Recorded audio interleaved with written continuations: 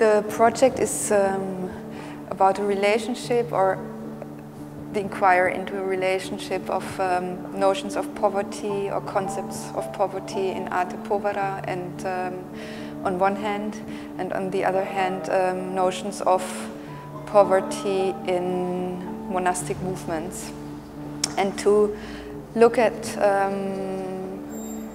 possible relationships between these two notions, interests in poverty, notions of poverty. Yeah, so that's what I set out to do when I came here, and I realized soon that I'm actually much more interested in proto-arte povera work, work that's situated historically before arte povera, which means like Italian modern painting by Burri, Manzoni, Castellani, and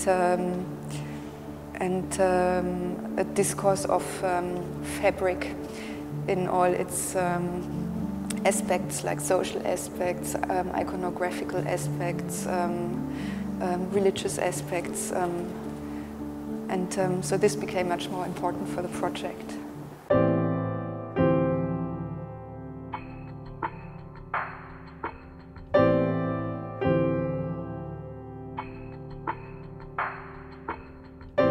When I think of shame as a positive thing, I don't. It's very complicated to say that, because obviously it's a painful experience, a dysphoric emotion. Shame, the opposite of a euphoric emotion, it's an unagreeable emotion. It will never be agreeable. What I'm interested in terms of shame is that it's interesting as a heuristic emotion, as an emotion that teaches us about the society we live in, because it's a learned emotion insofar as we learn what to be ashamed of, and what is taboo, what is conventional. So if we experience shame, we always experience also the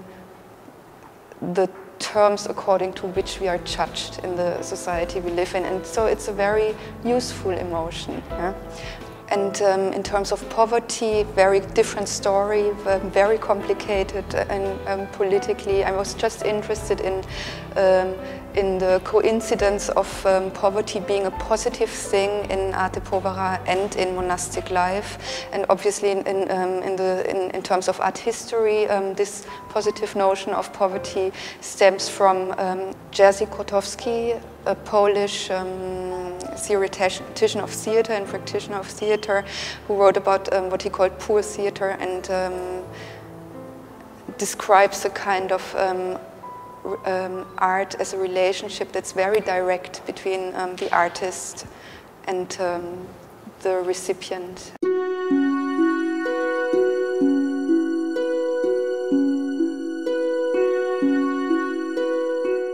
I suggested as a question what the relationship might be, and